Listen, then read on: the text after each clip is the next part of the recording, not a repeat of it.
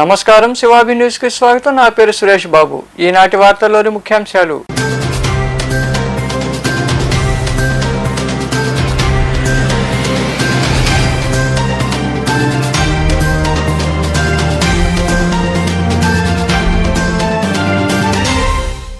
చోళులు నిర్మించిన ఆలయాన్ని పునర్నిర్మిస్తాం. సర్వేపల్లి నియోజకవర్గంలోని కృష్ణపట్నంలో ఉన్న సిద్ధేశ్వర ఆలయాన్ని సందర్శించిన కేంద్ర పురావస్తు దేవాదాయ శాఖ అధికారులతో సమీక్షించిన మంత్రి ఆనం రామనారాయణ రెడ్డి, ఎమ్మెల్యే సోమిరెడ్డి చంద్రమోహన్ రెడ్డి.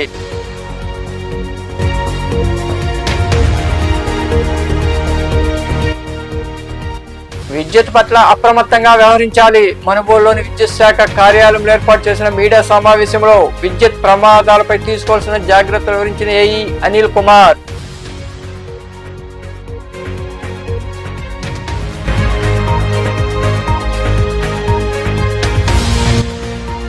దృష్టిలోపం అరికట్టేందుకు కంటి అద్దాలు. కోట మండలం చంద్రశేఖరపురం గ్రామంలోని సచివాలయం వద్ద ఎంవి రావు ఫౌండేషన్ ఆధ్వర్యంలో కంటి అద్దాలు పంపిణీ చేసిన ప్రతినిధులు లీలామోహన్ కృష్ణ తదితరులు.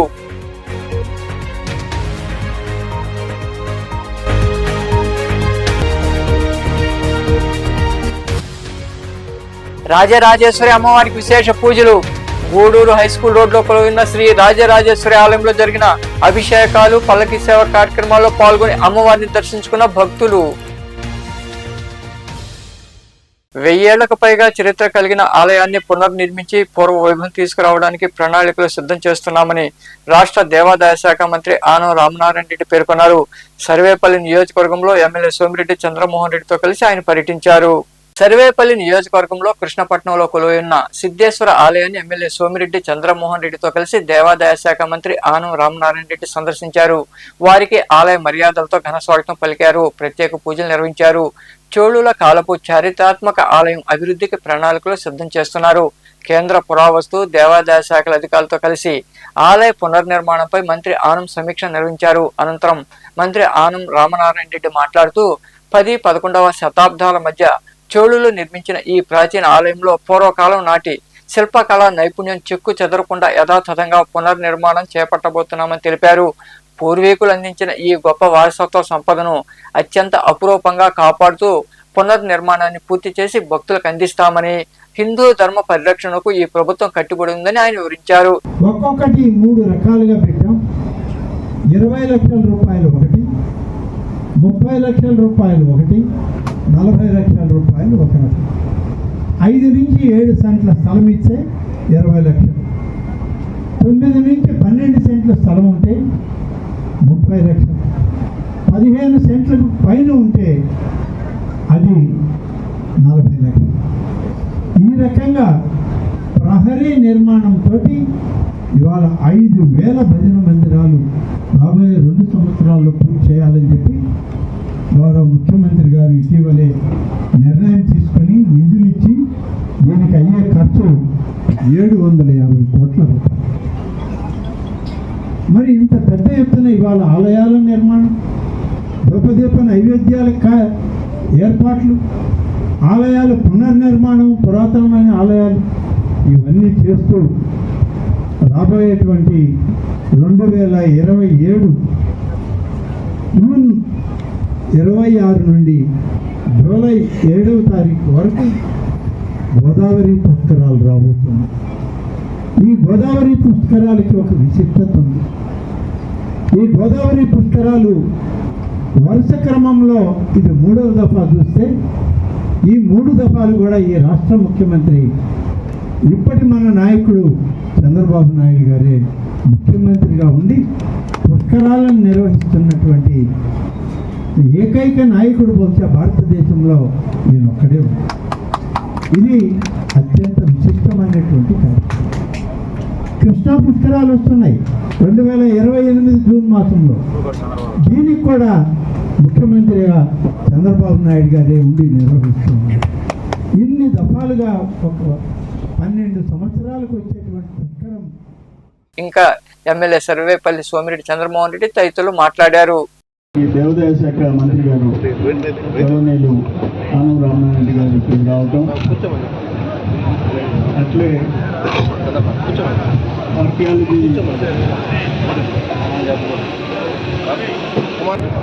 ఆర్కియాలజీ నుంచి నేషనల్ లెవెల్లో పాత ఏన్షియన్ టెంపుల్ గురించి చూసే మునిరత్నం రెడ్డి గారు, ఇక ఎండోమెంట్ టోటల్ కమిటీ ఇప్పుడు కర్ణాటక నుంచి తమిళనాడు ఎక్కడైతే వర్క్ చేస్తున్నారో ఆర్కియాలజీలో వాళ్ళందరూ ఇక్కడికి వచ్చారు.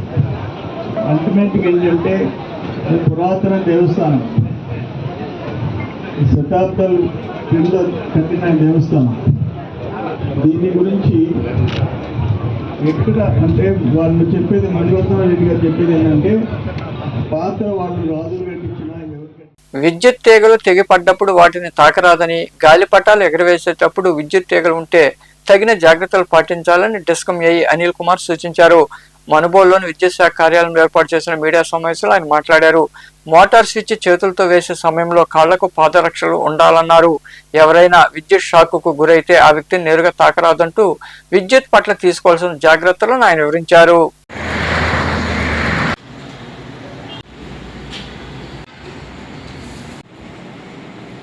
నా పేరు Anil Kumar, assistant engineer APSPDCL Manubolu మండలంలో పనిచేస్తున్నాను. ఈ సందర్భంగా ముఖ్యంగా మీకు తెలియపరచడం ఏంటంటే, ఈ రోజు నుండి ఆంధ్రప్రదేశ్ లోని అన్ని పాఠశాలలకి వేసవి సెలవులు ఇవ్వడం జరిగింది. ముఖ్యంగా ఈ వేసవి సెలవుల్లో పిల్లలు ఆడుకునేటప్పుడు విద్యుత్ పరికరాల నుండి వాళ్ళు జాగ్రత్తగా ఉండాలని, ఎటువంటి ప్రమాదాలకి గురి కాకూడదని కొన్ని సూచనలు మేము ఇవ్వదలుచుకున్నాం. ముఖ్యంగా పిల్లలు గ్రౌండ్స్ లో గాని, వీధుల్లో గాని, ఇళ్ల వద్ద గాని, పొలాల్లో గాని ఆడుకునేటప్పుడు బంతులు, ఇతర ఆడుకునేటటువంటి పరికరాలు విద్యుత్ పరికరాలకు దగ్గరగా వెళ్ళినప్పుడు, అవి ట్రాన్స్ఫార్మర్లు కావచ్చు, స్తంభాలు కావచ్చు, విద్యుత్ వైర్లు కావచ్చు, జాగ్రత్తగా ఉండి అప్రమత్తంగా ఉండి విద్యుత్ ప్రమాదాలకు దూరంగా ఉండాలని, సురక్షితంగా ఈ వేసవి సెలవుల్లో ఆడుకోవాలని కోరుతున్నాం.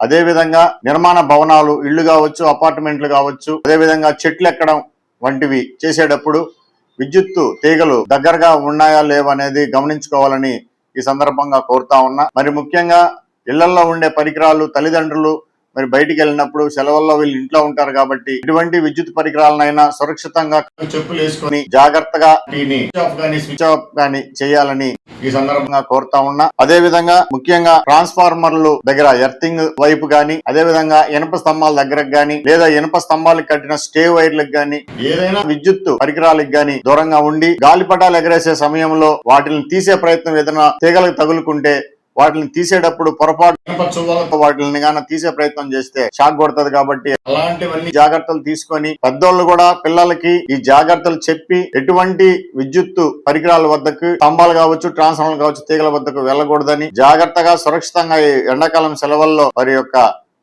బాల్య జీవితాన్ని సంతోషంగా గడపాలని, ఈ జాగ్రత్తలను పాటిస్తూ అందరూ సంతోషంగా ఉండాలని మీ అందరినీ కోరుకుంటున్నాను. నాయుడుపేట మండలంలోని భీమవరం గ్రామంలో పేద కుటుంబాలకు కూరగాయలు, పండ్లు పంపిణీ చేశారు. ఈ సేవా కార్యక్రమం రోబిన్ హుడ్ ఆర్మీ వాలంటీర్లు చేపట్టారు.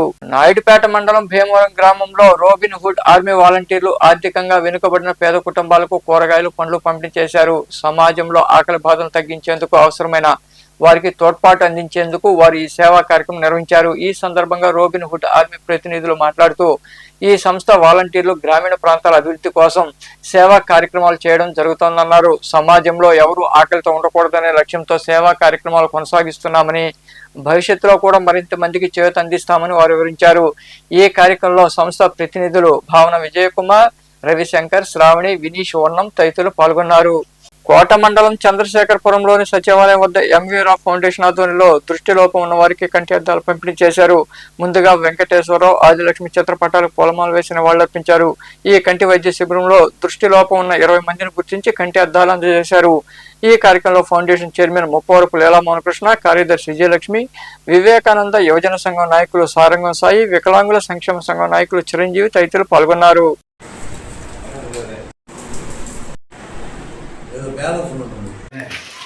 గ్రామ పెద్ద, మా స్నేహితులు, నేను ఇక్కడ ఆంధ్రజ్యోతి రిపోర్టర్గా దాదాపు 30 ఏళ్ళు పనిచేశాను.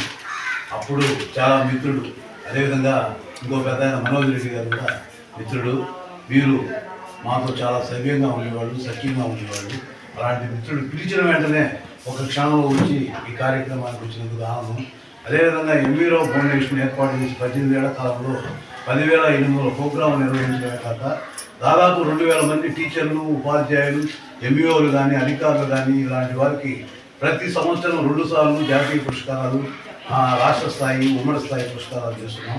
ఇలాంటి కార్యక్రమాలను పిలిచిన వెంటనే వస్తున్నందుకు ప్రత్యేక ధన్యవాదాలు. అదేవిధంగా మన వాకాడి ఎంఈఓ వన్ గారికి, అదేవిధంగా మిత్రులు నసీం అలీ గారికి ప్రత్యేక ధన్యవాదాలు. మేడం గారికి, నా మిత్రుడు మామ అనే కిషోర్ గారికి ప్రత్యేక అభినందనలు తెలియజేస్తూ ఈరోజు మనం నిర్వహించేది ఏంటంటే కంటి వైద్య శిబిరం. దీనికి మన గూడూరు కోట పట్టణానికి చెందిన జాతీయ పంచాయతీ దినోత్సవం సందర్భంగా మనుబోలు మండలంలోని 19 పంచాయతీల్లో ఆయా గ్రామ ప్రత్యేక అధికారులు, అభివృద్ధి అధికారులచే గ్రామ సభలు నిర్వహించారు. ఈ క్రమంలో భాగంగా బండేపల్లి, ఎల్లనపురం పంచాయతీలో జరిగిన గ్రామ సభలో ప్రత్యేక అధికారి మరియు ఎంపీడీ జలజాక్షి పాల్గొన్నారు. పంచాయతీల అభివృద్ధిపై చర్చించారు.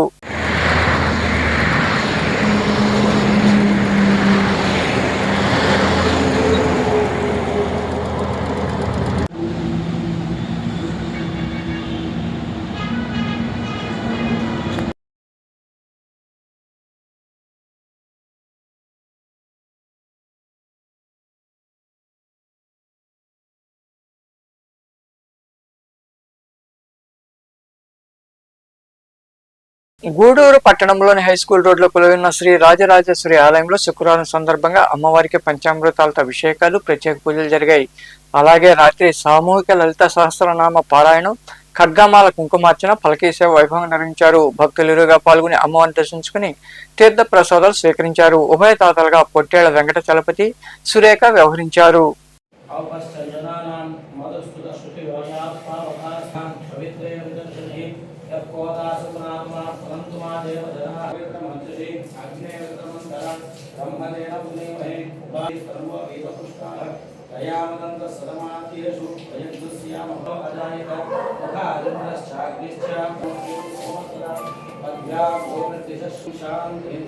शांति शांति भद्रंकर्णे विष्णुयामदेव स्वसः सौभाग्यमस्येत्वा यादास्तं विपरे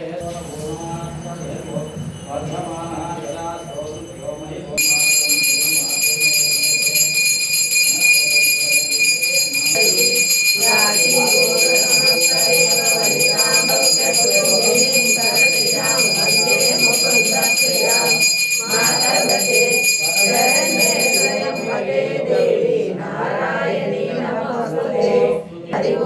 महादेव शंभो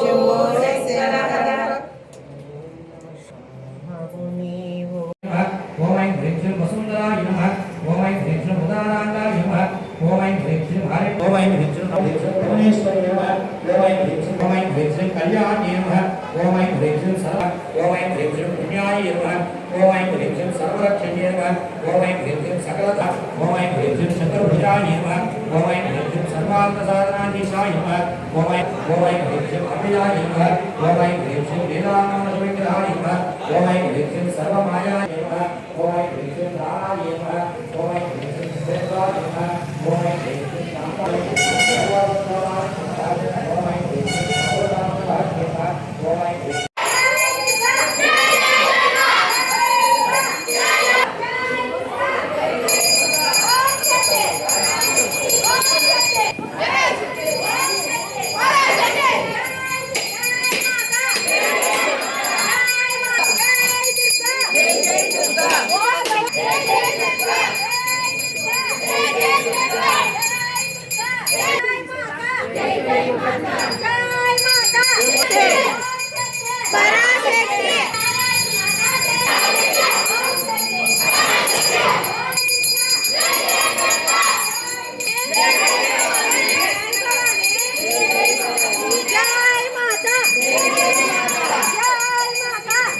వార్తలు ముగించే ముందు ముఖ్యాంశాలు మరోసారి.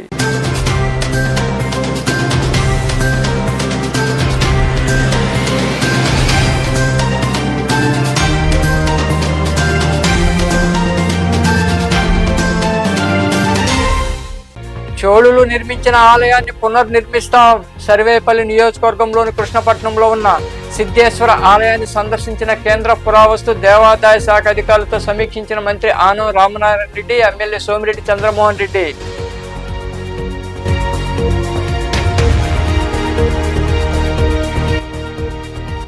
విద్యుత్ పట్ల అప్రమత్తంగా వ్యవహరించాలి. మనుబోలులోని విద్యుత్ శాఖ కార్యాలయంలో ఏర్పాటు చేసిన మీడియా సమావేశంలో విద్యుత్ ప్రమాదాలపై తీసుకోవాల్సిన జాగ్రత్తలు వివరించిన ఏఈ అనిల్ కుమార్.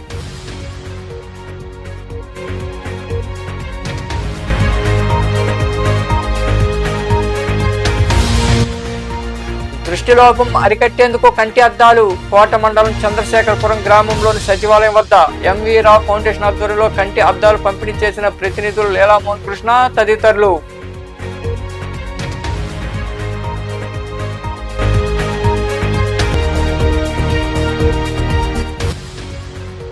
రాజరాజేశ్వరి అమ్మవారికి విశేష పూజలు. గూడూరు హైస్కూల్ రోడ్లో కొలువున్న శ్రీ రాజరాజేశ్వరి ఆలయంలో జరిగిన అభిషేకాలు, పల్లకి సేవ కార్యక్రమాల్లో పాల్గొని అమ్మవారిని దర్శించుకున్న భక్తులు. ఈ వార్తలు ఇంతటితో సమాప్తం. తిరిగి ప్రసారమయ్యే శివాభినీస్లో మళ్ళీ కలుద్దాం. అంతవరకు సెలవు. నమస్తే.